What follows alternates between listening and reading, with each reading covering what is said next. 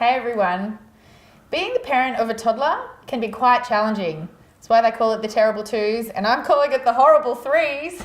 But this is why it's so great to have Teacher Tom as part of our ParentTV team, because Tom really likes toddlers.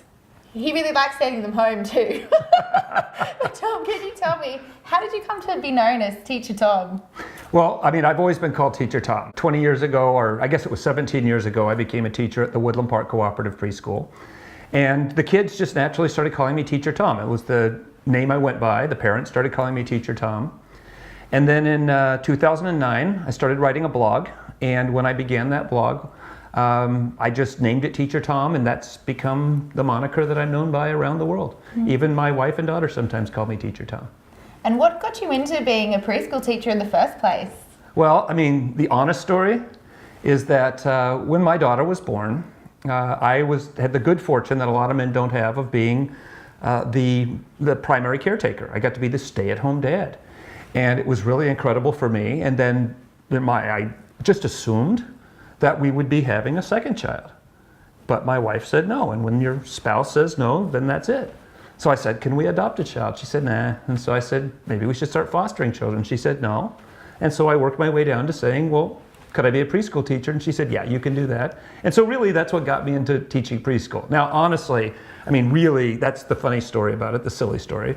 But really, I found myself, my daughter was in a cooperative preschool. And that meant that I got to go to school with her and be in the classroom. And I had been, up to then, I'd been a freelance writer, I'd been a junior businessman, I'd done a lot of other things.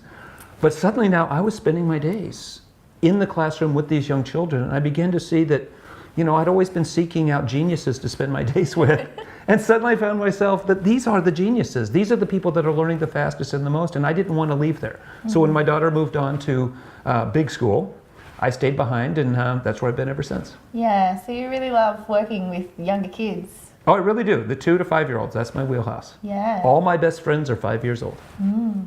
So since you've been doing that, I'm sure you've learned a lot. Like, what is something that you learned that maybe you wish you knew back when your daughter was that age? Oh, man, I got lucky because I really got to work through our cooperative schools, with master teachers and master early childhood educators right in the very beginning. So there were a lot of things that I got to learn right away. So I really feel blessed that I never really had a lot of things that I wish I'd learned. There were a lot of things, though, that I had forgotten about being a child. And the thing that I had forgotten the most about, and the thing that strikes me all the time, is I had forgotten what the underside of tables look like, the underside of sofas. And suddenly now you're with children and you spend your world and seeing the world from an entirely different perspective. Down on your hands and knees, looking at the bottoms of tables. As a boy, I always knew, I can still remember what the bottom of the sofa and the den looked like. And so to me, that's one of the things that I wish that I had never forgotten. Yeah. I wish that I'd always done is never lost that perspective of childhood. Mm. So what's the one thing that you love the most about what you do? Oh, who wouldn't love it? I get to go and play with children. I get to go and live in the moment with them. Mm-hmm. It's so easy in our modern world to spend our times worrying about the future or regretting the past. And what young children, the gift they give all of us is the present moment. Mm-hmm. Because that's what they live in.